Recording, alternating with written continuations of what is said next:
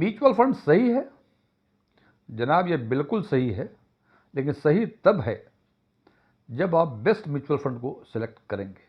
और जैसा कि आप जानते हैं कि आज के दिन में करीब 5000 प्लस म्यूचुअल फंड स्कीम्स हैं और उनमें से 1, 2 या 3 या 4 म्यूचुअल फंड स्कीम्स को सेलेक्ट करना एक डिफ़िकल्ट टास्क तो हो ही सकता है। हालांकि सामान्य तौर पे म्यूचुअल फंड स्कीम जब हम शॉर्टलिस्ट करते हैं, सेलेक्ट करते हैं इन्वेस्टमेंट के लिए, तो हम 3 साल, 5 साल, 4 साल का रिटर्न, जिसे हम CAGR कहते हैं, वो देख लेते हैं और उसके हिसाब से निर्णय ले लेते हैं कि कौन सा फंड बेहतर है और किस में हमें इन्वेस्ट करना चाहिए। एक आम धारणा म्यूचुअल फंड इन्वेस्टर्स के बीच हो गई है कि म्यूचुअल फंड में कोई जादू है, पैसा डालो और उसी टाइम से वो ग्रो करना शुरू कर देता है।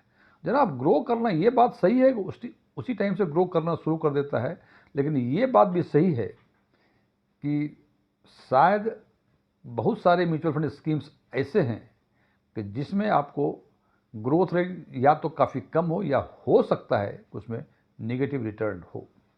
तो आज हम चर्चा करेंगे इन्हीं बातों पे कि यदि किसी म्यूचुअल फंड स्कीम्स को हमें इन्वेस्टमेंट के लिए सेलेक्ट करना हो, शॉर्टलिस्ट करना हो, तो हमें क्या करना चाहिए, किन किन बिंदुओं पर बातें करनी चाहिए या क्या चीज़ें हमें एसेस करनी चाहिए। जैसा कि आप जानते हैं कि इन्वेस्टमेंट में 2 चीज़ें इन्वॉल्व होती हैं। ऑफ कोर्स रिटर्न पहला वो कि रिटर्न कितना मिल रहा है उसमें से, साथ साथ ये भी देखना होगा हमें कि जो भी रिटर्न हमें मिल रहा है उस रिटर्न के साथ कितना रिस्क एसोसिएटेड है। आज हम चर्चा करेंगे उन 6 पैरामीटर्स के बारे में जिसको म्यूचुअल फंड को सिलेक्ट करते समय ध्यान में रखा जाना आवश्यक है।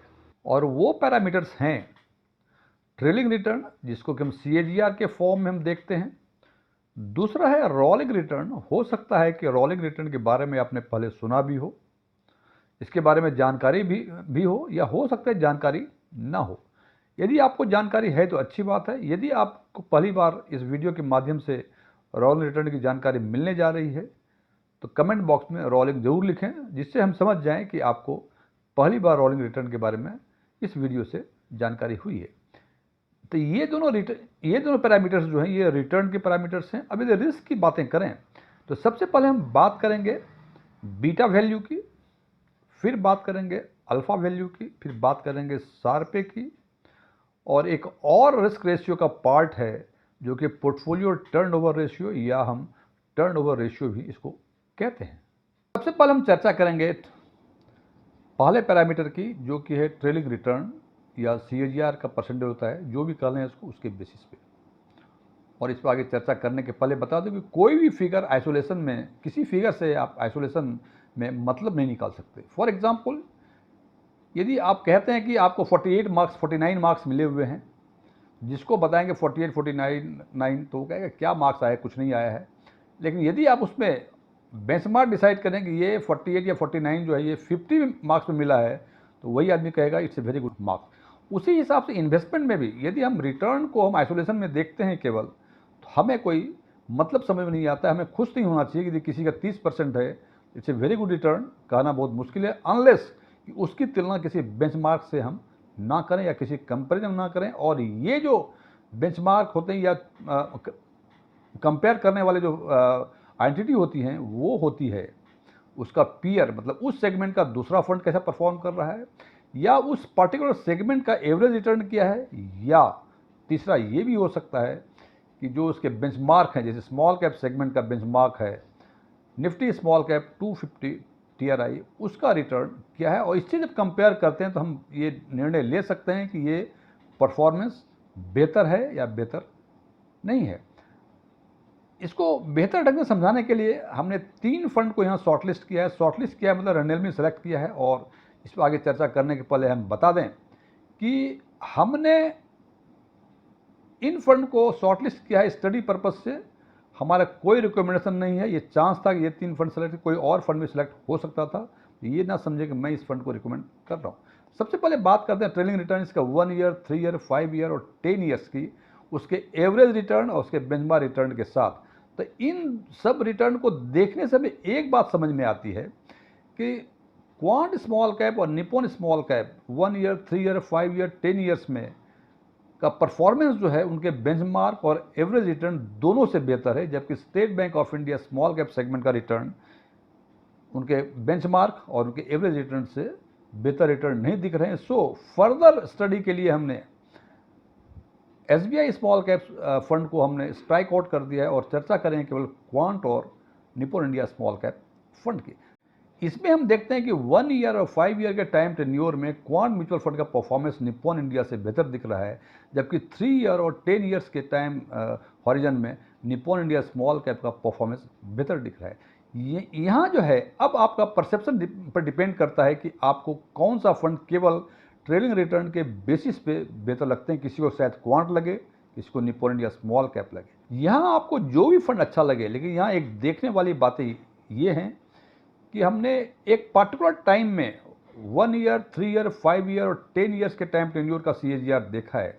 हो सकता है कि एक दिन पहले जिसने इन्वेस्ट किया हो, जैसे एक साल की बातें कर रहे हैं, आज है 31 अक्टूबर, एक साल की बातें मतलब 31 अक्टूबर 2023 को जिसने इन्वेस्ट किया हो 31, और उसका परफॉर्मेंस 1 ईयर का यानी आज के दिन परफॉर्मेंस बेहतर दिख रहा है। लेकिन हो सकता है कि एक दिन बाद यानी 1 नवंबर को जिसने इन्वेस्ट किया हो या 30 अक्टूबर को जिसने इन्वेस्ट किया हो, उसका यदि एक साल का परफॉर्मेंस देखें, शायद इससे भिन्न नजर आए। बिकॉज हो सकता है मार्केट उस दिन काफ़ी ऊंचा हो, काफ़ी नीचा हो, जो भी हो। सो केवल ये बिकॉज कि ये एक particular time point two point return है, हो सकता है 1 पॉइंट आगे जाएं या 1 पॉइंट पीछे जाएं तो रिटर्न में बहुत का फर्क हो सकता है। तो इस बात को नलीफाई करने के लिए कि हमें ये असुविधा ना हो कि हमने जैसे आपने 4 जून 2024 को मार्केट काफ़ी गिरा था, उस दिन जिसने इन्वेस्ट किया होगा उसका यदि एक साल के बाद यानी 4 जून 2025 को परफॉर्मेंस दिखेगा तो काफ़ी अच्छा परफॉर्मेंस दिखेगा। लेकिन वही जिसने 3 जून 2024 को इन्वेस्ट किया होगा उसका परफॉर्मेंस 3 जून 2025 को देखेंगे, दोनों के परफॉर्मेंस, एक साल के परफॉर्मेंस से काफ़ी का फर्क आएगा। सो इस चीज़ को नलीफाई करने के लिए एक दूसरा पैरामीटर और है जिसकी चर्चा आज हम करेंगे, वो है रोलिंग रिटर्न। तो हम एक दूसरे पैरामीटर रोलिंग रिटर्न पैरामीटर के बारे में बात करेंगे। इस बेसिस पर भी हमें म्यूचुअल फंड को एसेस करना चाहिए। जैसे मैंने पहले बताया था कि ट्रेलिंग रिटर्न या CAGR का परफॉर्मेंस जो है वो पॉइंट टू पॉइंट का परफॉर्मेंस होता है। हो सकता है एक दिन आगे या एक दिन पहले स्टॉक मार्केट वोलेटिलिटी के हिसाब से रिटर्न में काफ़ी का अंतर आ जाए। रोलिंग रिटर्न को समझने के लिए हमें एक एग्जाम्पल लेते हैं। यदि कोई कहता है किसी फंड का performance 3 year rolling period 5 years का टाइम पीरियड है, इसका सिंपल शब्दों में, चूंकि टाइम पीरियड 5 ईयर्स है, इसका मतलब आज के दिन की यदि बातें करें हम तो 31 अक्टूबर 2019 से लेके 30 अक्टूबर 2024 तक का पीरियड 5 ईयर्स का पीरियड है। इस पीरियड में हम रोलिंग रिटर्न 3 ईयर्स का, इसका सिंपल मतलब कि 31 अक्टूबर 2019 से लेके 30 अक्टूबर 2022 का रिटर्न देखेंगे, फिर 1 नवंबर 2019 से लेके 31 अक्टूबर 2022 तक का रिटर्न देखेंगे, फिर 2 नवंबर 19 से लेके 1 नवंबर 2022 तक का रिटर्न देखेंगे। इसका मतलब ये एक एक दिन का रिटर्न देखेंगे फॉर फर्दर 3 ईयर्स। और कब तक देखेंगे ये देखेंगे अगले 5 साल तक है। तो इसका मतलब इसका जो रिटर्न आता है वो रिटर्न बहुत हद तक रियल रिटर्न होता है। और हम मानते हैं कि इस पीरियड में मार्केट ऊंचा भी गया, नीचा भी गया, तो ये एक अच्छा पैरामीटर है फंड को सिलेक्ट करने के लिए केवल परफॉर्मेंस के बेसिस पे। तो यहाँ में जैसे 3 म्यूचुअल फंड की बातें हम कर रहे थे, quant small cap, Nippon India small cap और SBI स्मॉल कैप की, और हमने ये देखा है कि 5 ईयर्स के टाइम पीरियड में 3 ईयर्स का रोलिंग रिटर्न, तो देखते हैं कि इसका एवरेज रिटर्न जो क्वांट का है 28.47%, निप्पॉन का 22.39% और SBI का 20.14%। आपको स्क्रीन पर दिख पा रहा होगा। और हम देखते हैं कि तीनों का रिटर्न जो है ये 20% से अधिक है। हालांकि SBI का करीब 20% के आसपास है और क्वांट का 28.47% के आसपास का है, और बीच में या यूं कह लें SBI के नज़दीक थोड़ा सा 22.39% का एवरेज रिटर्न है। फिर बता दूं, rolling period 3 years, time period 5 years. अब यदि एवरेज रिटर्न और कितने बार इन्होंने, कितना प्रतिशत बार इन्होंने निगेटिव रिटर्न दिया है, इन दोनों को एक साथ यदि देखें तो हम देखते हैं कि क्वांट का स्मॉल कैप 28.47 एवरेज रिटर्न है लास्ट 5 ईयर्स का 3 ईयर्स के रोलिंग पीरियड पे, जबकि इसी पीरियड 5 सालों में उन्होंने 16% टाइम इन्होंने निगेटिव रिटर्न दिया है। और SBI स्मॉल कैप ने 1.88 टाइम्स ही केवल निगेटिव रिटर्न्स दिया है। इसका मतलब कि हालांकि क्वांट का एवरेज रिटर्न इस पीरियड में काफ़ी अधिक है यदि कंपेयर करें एसबीआई स्मॉल कैप फंड से, लेकिन यदि वोलाटिलिटी की यदि बातें करें तो हमें लगता है कि small cap SBI small cap सबसे कम वोलाटाइल है और क्वांट स्मॉल कैप सबसे अधिक वोलाटाइल है। तो अब चूंकि हम लमसम इन्वेस्टमेंट करते हैं कोई पर्टिकुलर डे में, तो ये जो रोलिंग रिटर्न है ये पिछले 5 वर्षों में 3 साल के रोलिंग बेसिस पे ये रियल रिटर्न दिख रहा है कि इस पीरियड में कई बार ऊपर गया नीचे गया, इसलिए एवरेज से तो एवरेज होता है। सो ये देखना फंड को सिलेक्ट करने में जरूरी है जनाब, इसको आप अवॉइड नहीं कर सकते। अब यही बातें करें यदि निपॉन इंडिया की, तो 22.39% एवरेज रिटर्न है और इनका 11.55% टाइम्स इन्होंने नेगेटिव रिटर्न दिया। ये भी कम नेगेटिव नहीं है यदि हम तुलना करें एसबीआई से, क्योंकि एसबीआई का एवरेज रिटर्न 20% और निपॉन इंडिया का 22.39%। यहाँ तो केवल 2.2% के आसपास का डिफरेंस है, लेकिन नेगेटिव रिटर्न्स के परसेंटेज के बारे में बातें करें तो जनाब 2% और 11% काफ़ी अधिक का फासला है। अब बात करते हैं आगे। इसी पीरियड में 20 से 30% रिटर्न क्वांट ने 7.114 टाइम्स दिया हुआ है, जबकि मोर देन 30% 59.62% दिया हुआ है।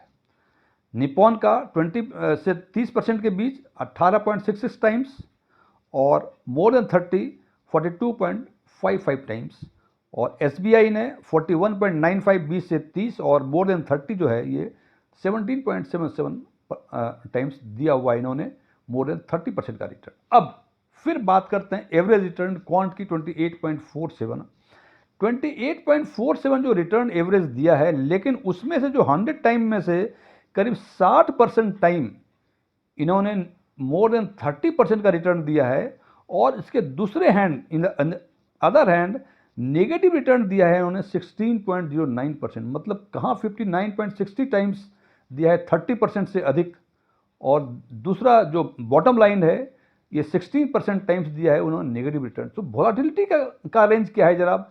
हो सकता है कि मैक्सिमम रिटर्न का 34-35% के आसपास हो और जो मिनिमम रिटर्न हो वो -4% हो। अब तो आप देखें 34%, मैं एग्जांपल दे रहा हूं कि 34% हाईएस्ट रिटर्न और लोएस्ट रिटर्न इस पीरियड में -5%। इसका मतलब 40% के आसपास का वेरिएशन है, वोलाटिलिटी है। इसका मतलब ये आपके मुकद्दर पे डिपेंड करता है कि आपने किस दिन इन्वेस्ट किया। यदि आपने उस दिन इन्वेस्ट किया जिस दिन रिटर्न का निगेटिव रहा हो, या उस दिन इन्वेस्ट किया जिस दिन का रिटर्न मोर देन 30% का रहा हो, तो ये डिपेंड करता है आपके उस पर। सो पर्पस ये कहने का है कि आप जो भी फंड सेलेक्ट करें either on the basis of annual return जो या सीएजीआर का रिटर्न जो बोलते हैं या ट्रेलिंग रिटर्न ही बोलते हैं, तो ये ध्यान आपको जरूर रहे कि जिसमें रोलिंग रिटर्न देखें और ये अंदाज़ा लगा लें कि वोलाटिलिटी इसमें कितनी अधिक है।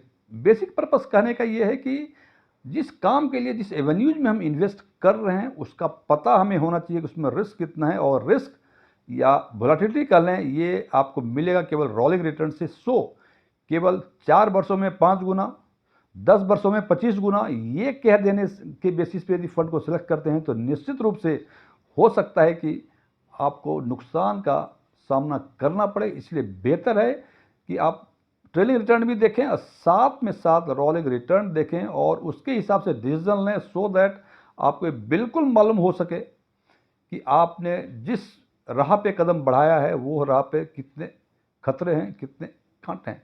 फ्रेंड्स, हमने वीडियो के पहले चर्चा की थी कि हम 6 पैरामीटर्स के बारे में बातें करेंगे, लेकिन मुझे लग रहा है कि 2 ही पैरामीटर्स पे आज बातें हो पाएंगी, क्योंकि वीडियो शायद बाकी 4 पैरामीटर के बारे में और बातें करेंगे तो वीडियो शायद काफ़ी बड़ी हो जाएगी।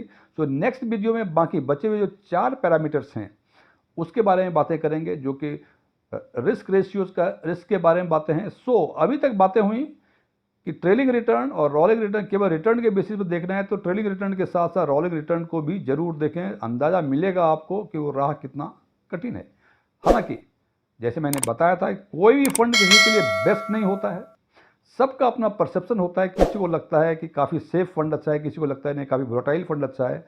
तो आप जो भी निर्णय लें, यह निर्णय आपके फाइनेंशियल विजडम के बेसिस पे होगा। Thank you.